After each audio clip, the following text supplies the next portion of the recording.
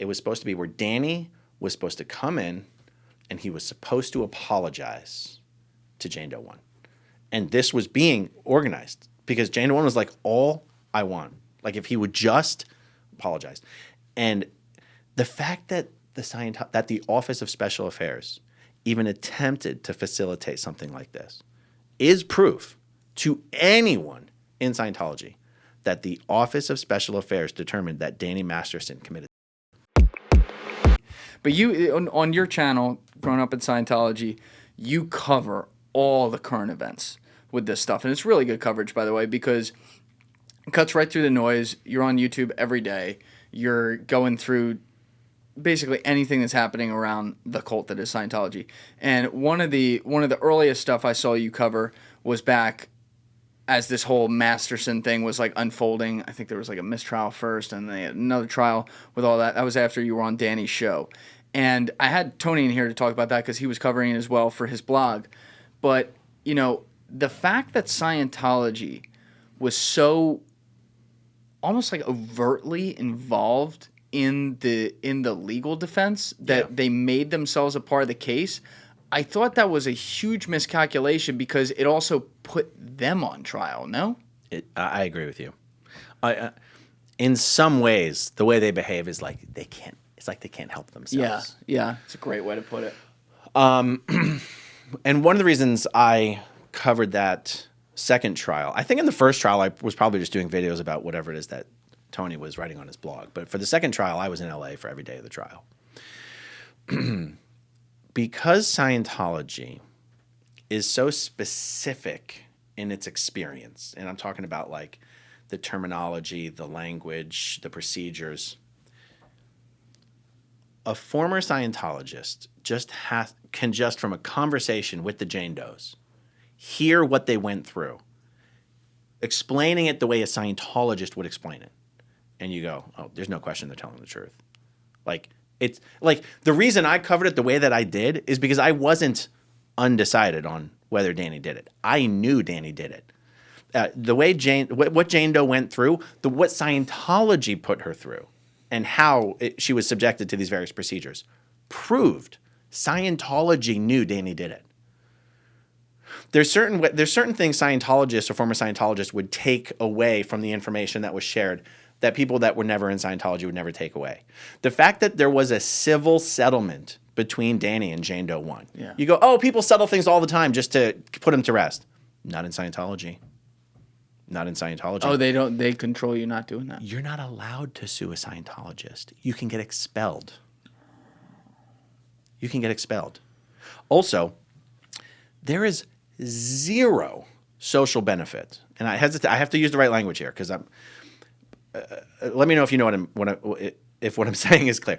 In Scientology, there is zero benefit to falsely accusing someone of any type of sexual assault. Mm-hmm. You're not going to get attention. You're not going to get headlines. You're not going to get sympathy. You are going to be subjected to rigorous interrogation. It is not okay or acceptable to accuse people. No one's going to rush. There's no hashtag believe all survivors in Scientology. No, it's the opposite of that. Yeah. I mean, if anything, it's what did you do to pull it in? There's no sympathy inside. I mean, there is no within the Scientology social ecosystem. There is nothing to gain and everything to lose by accusing any Scientologist, much less a celebrity, of sexual assault.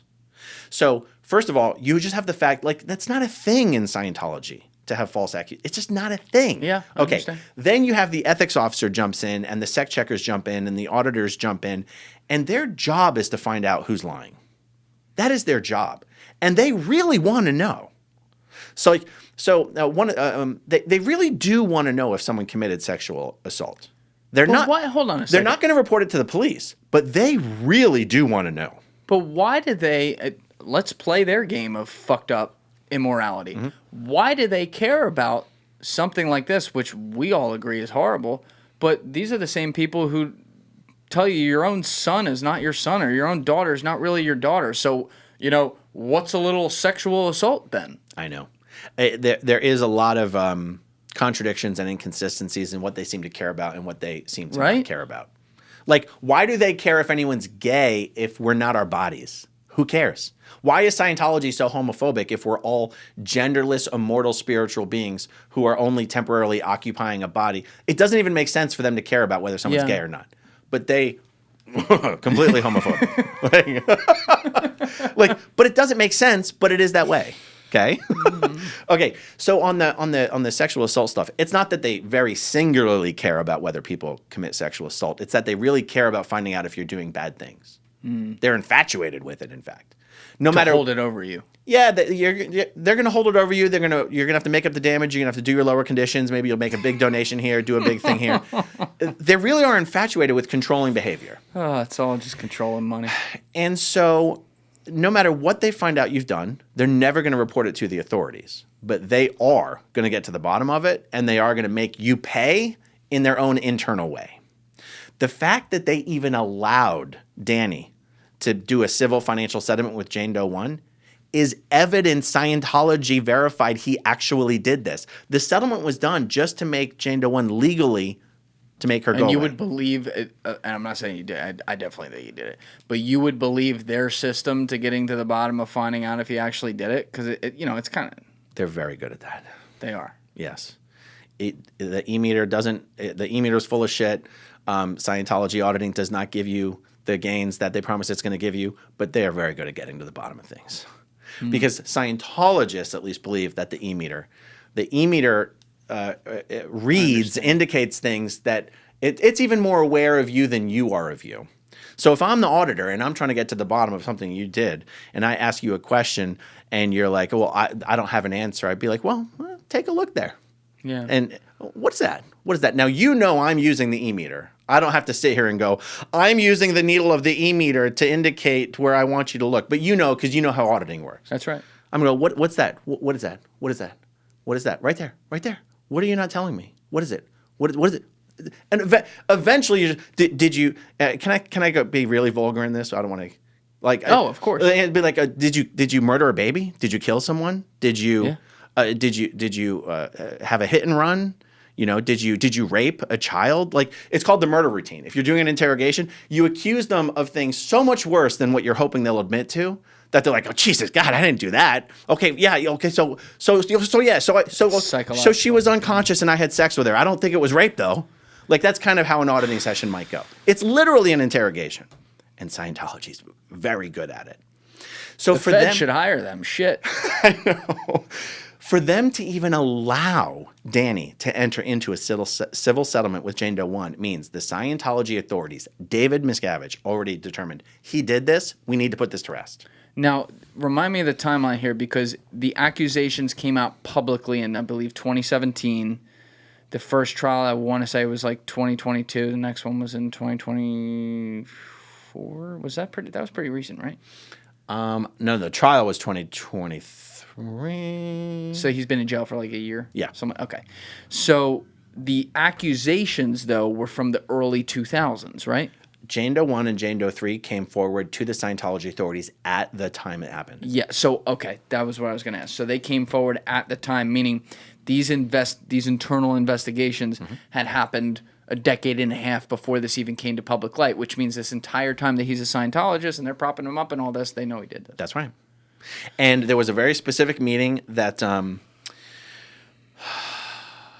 see, I've had private conversations, and then I also sat in on the trial, and sometimes I can't remember what information came from which. In other words, not everything is allowed to be presented to the jury on the stand, right? Right. Here's what I'm talking about. Yeah. There was a meeting that occurred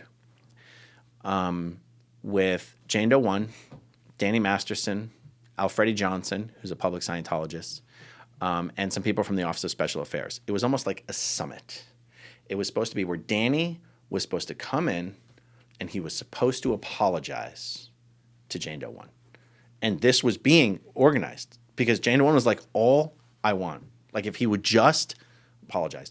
And the fact that the Office of Special Affairs even attempted to facilitate something like this is proof to anyone in Scientology that the Office of Special Affairs determined that Danny Masterson committed this rape.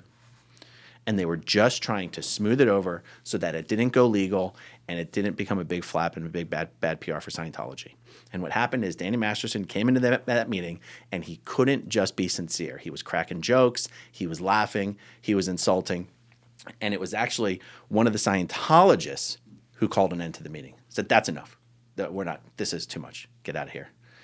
Wow. And what's crazy about how the whole Danny Masterson thing ended up rolling out and him getting convicted and in prison is that at any step of the way, the Scientologists involved were willing to settle it internally if it was just handled correctly to their satisfaction. And this is what I mean when I say Scientology over and over again turns its own members against it by just refusing to treat people with humanity. Thank you for watching the video, guys. If you haven't already subscribed, please smash that subscribe button and check out this clip's full podcast episode by clicking here or in the description below.